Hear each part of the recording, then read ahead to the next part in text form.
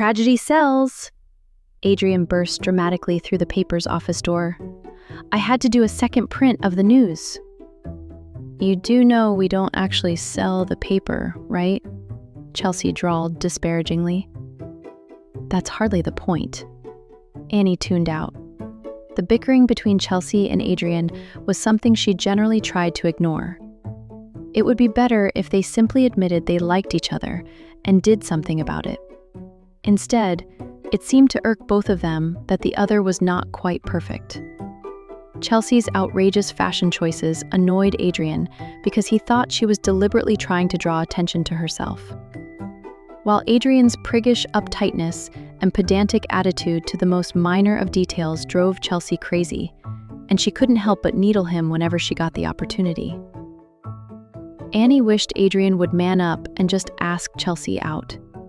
She'd be a fantastic girlfriend if she could find a good guy who treated her well, and Annie figured Adrian would treat her like a queen if he got the chance. Speaking of girlfriends, she was wildly curious about Lainey. Annie had actually interviewed her earlier in the week, since she was the head cheerleader, and hadn't exactly warmed to her. She was haughty and vain, but she couldn't deny the other girl was stunning.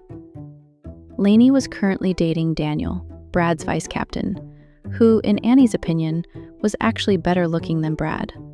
Considering her superficiality, Annie figured she only dated the best-looking guys, which meant Alex had probably been quite something before his disfigurement. With his tall, lean physique and thickly lashed emerald green eyes, she could see hints of what Lainey would have been drawn to, but beyond that, it was impossible to tell. Sydney had done a good job of ensuring Alex was virtually unrecognizable. She wondered if Lainey missed him, if she ever. "Annabelle!" Chelsea almost shouted. Annie jerked back to the present. "Sorry, I drifted off while you two were doing your usual dance. What were you saying?" Chelsea smirked, but Adrian looked embarrassed. "In celebration of our best issue ever, Mr. Miserly over here is willing to loosen the purse strings and take us out for coffee and cake tonight." "Are you free, Annie?" Adrian asked, glaring resentfully at Chelsea. "Sure," Annie said quickly, before he could start another argument by telling Chelsea what he thought of her pithy little speech. "As long as it's after 7. How about we meet at SIP at 7:30? Promise me you'll try not to be shocked." Annie squeezed Karen's hand urgently. Karen pulled her fingers free, flexing them to restore the blood flow they'd briefly been deprived of. "I'll do my best, honey, but I'm sure it can't be as bad as you've got me imagining." "It is," Annie muttered. She pressed the doorbell, and a few moments later, the door was swept open. Expecting to see Alex, Annie was startled to find herself face to face with a short, round, friendly-faced woman with light brown hair liberally streaked with gray. This could only be the housekeeper, Maria. "You must be Annie," Maria said with a wide grin. "Come in, please come in. I'm Maria." Stepping through the door, Annie turned slightly to introduce Karen. "This is my mum, Karen." Maria shook both their hands vigorously, her eyes dancing with excitement. "It's so wonderful to have visitors.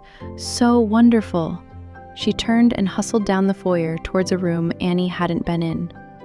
"Please make yourselves at home. Would you like coffee?" "Yes, please," Annie responded immediately, going to stand in front of the roaring fire in the hope it might help calm her nerves. She wasn't worried so much about Karen liking Alex, but more so about how Alex was feeling right now at the prospect of having to show himself to her mother. "I won't, but thank you for the offer, Maria," Karen replied calmly, seating herself on the edge of one of the couches. "I can't stay long." Maria nodded and headed for the door. "Alex will be down shortly." "I'm here," his voice came from the hallway.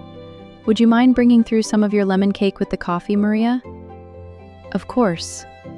Maria disappeared from sight, and a second later, Alex came through the doorway, stopping just inside the room. His gaze went straight to Annie, giving Karen a moment to get used to his damaged face. Annie heard a stifled gasp, but kept her eyes pinned to Alex. He was tense, tiny lines at the corners of his eyes showing the strain. Annie gave him a smile of encouragement and crossed the room to stand in front of him. "Are you okay?" she whispered. He nodded curtly. Annie determinedly reached for his hand, linking her fingers through his. Now was not the time to worry if her touch was welcome. She didn't want him to feel like he was standing alone. He jerked in surprise at the contact, his eyes flying to their joined hands, but he didn't let go. She pulled him towards Karen, whose expression was calm and composed, not a trace of her earlier shock showing. Annie let out a small sigh of relief. "Mum, I'd like you to meet Alex. Alex, this is my mum, Karen." "It's nice to meet you, Mrs. Archer," Alex said formally, holding out his free hand for Karen to shake. "Oh, please call me Karen. Mrs. Archer makes me feel ancient." Launching to her feet, Karen threw her arms around Alex, enfolding him in a tight hug. "Oh, you poor boy, you poor boy." Alex stiffened, his grip on Annie's hand tightening. His eyes looked a little wild, and Annie had to bite down on her lip to keep from laughing. He obviously hadn't been hugged in a long time, and one part of Annie was a bit resentful Karen had just gone ahead and done it, while she was trying so hard to respect Alex's boundaries and let him get used to her slowly. But then he relaxed ever so slightly in her mother's hold, and Annie was more than willing to lend him her mother's easy affection. When Karen pulled back, Annie noticed both of his arms hadn't moved. One was still in her grasp, and the other rested against his side. He had allowed Karen to hug him, but he hadn't hugged her back. Maybe he didn't feel he deserved it, or maybe he'd just never been a touchy-feely person. Karen sat back down on the couch, and Alex followed suit, releasing Annie's hand and sitting opposite Karen. Annie hovered briefly, trying to decide where to sit, and in the end opted for the spot beside Alex, lending him her silent support while Karen interrogated him. Not that it was much of an interrogation. She simply asked him a few questions about himself and how he lived. Maria entered the room, silently handing out coffee, and departed just as quietly, leaving behind a plate of delicious-looking cake. As promised, Karen didn't stay long. Satisfied she could trust Alex with her daughter, she left for home, her thoughts already on the current project waiting for her in her studio. Alex collapsed back against the cushions with a loud, heartfelt sigh. "Was it that bad?" Annie asked tentatively, turning on the couch to face him. "No, I'm just glad it's over." He rolled his head on the cushion so he could see her and smiled shyly. "Your mom is nice, and also much younger than I was expecting." "Yes, well, Dad knocked Mom up while they were still in high school, and she was only 18 when she had me." "Is that why they're no longer together?" "Kind of, and not really." She propped her elbows on her knees and rested her chin on her hands. Dad did the honorable thing and asked Mom to marry him. They were crazy in love. Still are, I think, though neither of them will admit it. Back then they both thought they could make it work. "So what happened?" "Fame," Annie said succinctly, with a wry twist to her mouth. Blizzard started making it big, and Dad was swamped with adoring, scantily clad groupies, all too eager to make his every dream come true and then some. "You are the daughter of the legendary Jake Archer." "I'd wondered," Alex murmured. Annie nodded.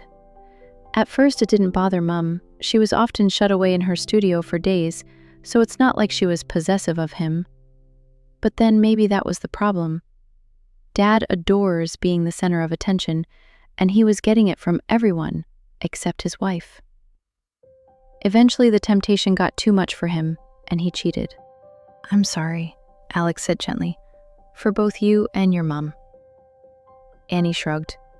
"It's an old story now. They split up, he missed her, they got back together again, he couldn't keep his pants zipped, they split up again.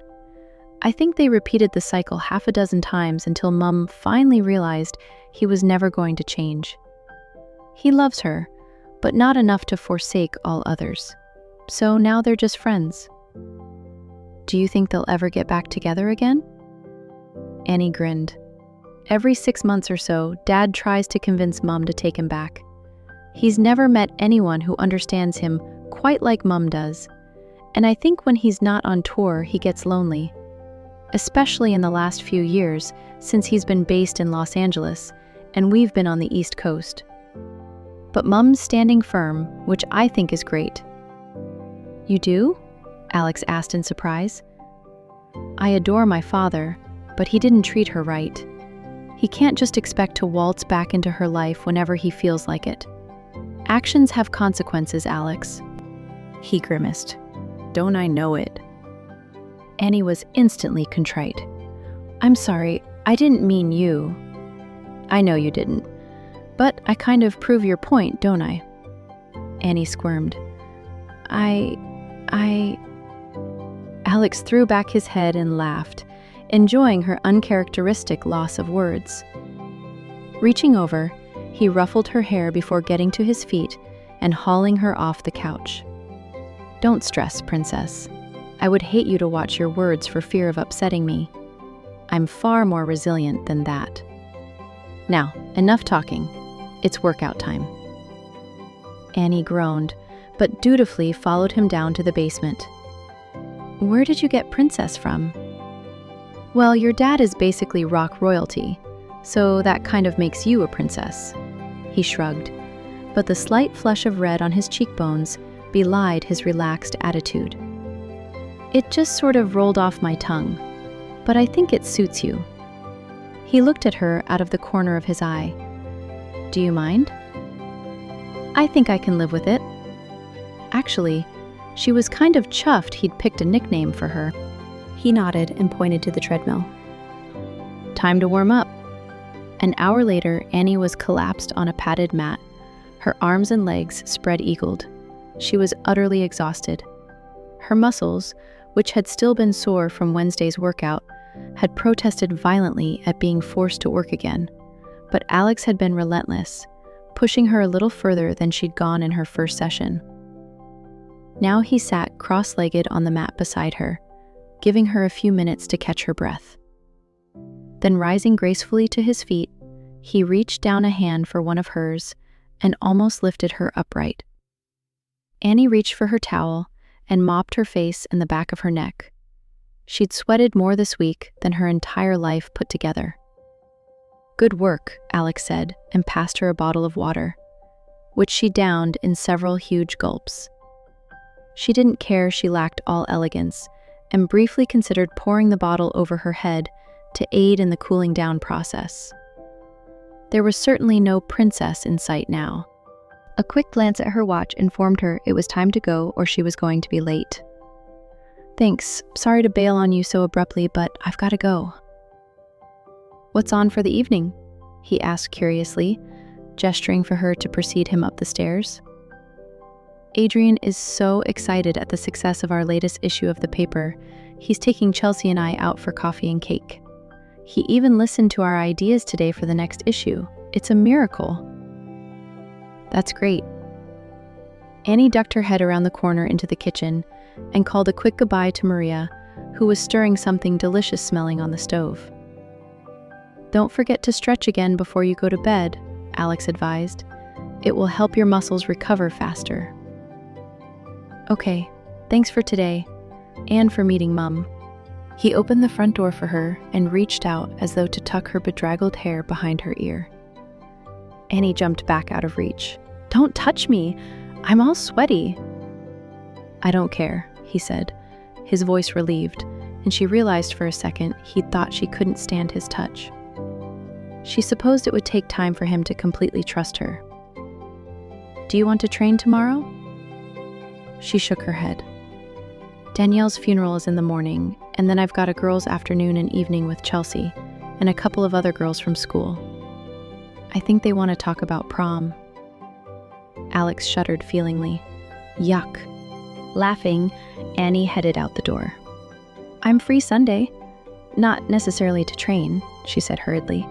We could just hang out, watch a movie or something. Alex shoved his hands in his pockets and looked away uncomfortably. You don't have to spend time with me because you think I need to be entertained. I'm quite used to being on my own. Which didn't make it any less lonely, Annie thought, but didn't say. I enjoy your company, Alex. You might not realize this, but since you don't have any expectations, you're incredibly easy to be with. Except when you're putting my body through hell. One side of his mouth lifted in a half smile. Come for lunch, he invited gruffly. Annie grinned and bounced down the steps. I'll bring dessert, she called over her shoulder. There were only 2 coffee shops in Ridgeville, both of which were opposite the square, so it wasn't hard for Alex to find the one where Annie was. It was dark, safe enough for him to be outside, as long as he didn't walk under any streetlights. Nonetheless, he stood in the protection of a large tree on the edge of the square, across the road from the cafe, his hood pulled low over his forehead, and melted as best he could into the shadows. He'd told himself he was only looking out for her, making sure she was safe, because he wanted her mother to know he would protect her.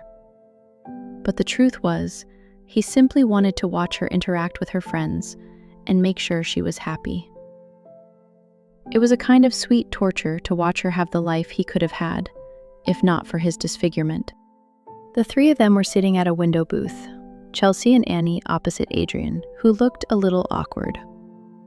Chelsea said something, her hands gesticulating wildly, and Annie laughed, her smile lighting up her face. His chest tightened. He increased the torture and imagined himself sitting beside her, both of them drinking hot chocolate while his stories were the ones making her laugh. He wanted it with every part of his being, but knew he was reaching for an impossible dream. He sighed and closed his eyes against the sweet pain of seeing her happy. She'd asked if the curse could be broken, and he'd lied. It could be, but only if someone could look past his revolting visage and fall in love with the person he was inside. Sydney had told him that with a certain amount of triumph, because she hadn't believed it possible. He hadn't either. Until Annabelle came bursting into his life. Her name was so appropriate, Annabelle. Belle meant beautiful in French, and she was completely that, both inside and out. And the more he got to know her, the more beautiful she became to him. Today, when she'd recoiled from him, it had felt like a punch to the gut.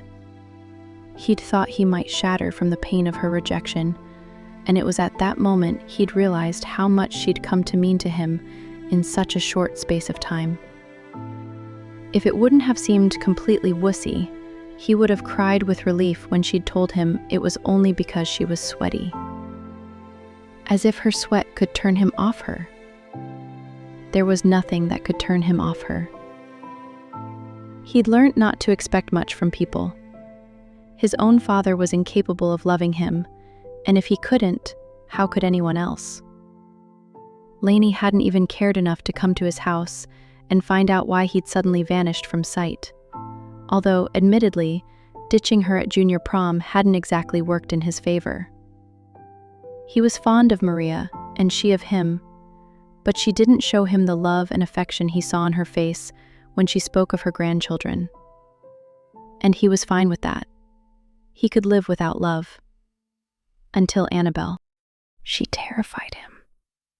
He'd never put much stock in holding hands before, and hadn't liked the constriction when Lainey had tried to reach for his hand. But the simple touch of Annie's fingers linked with his did funny things to his insides, and he couldn't seem to stop himself from touching her in fleeting little ways. It was completely unlike him. She made him feel like a totally different person. Around her, he forgot about the grotesqueness of his face and just relaxed. Except he found himself wanting to kiss her. He had to remind himself forcibly that not even Annie would want to kiss the horror that was his face, and it would be humiliating to even be that presumptuous. Even so, he found his heart cracking open a little bit, trying to let her in. He didn't want to, because he knew he'd only be disappointed again. but he also couldn't seem to help himself. And then he'd found himself thinking maybe, somehow, he could make her love him. She liked him, which was amazing in itself. Maybe, if he gave her enough time, she could come to love him, even just a little. He opened his eyes again and resumed his watch on the cafe. They were all laughing now. Annie was laughing so hard she had tears running down her cheeks. How could even she love the unlovable?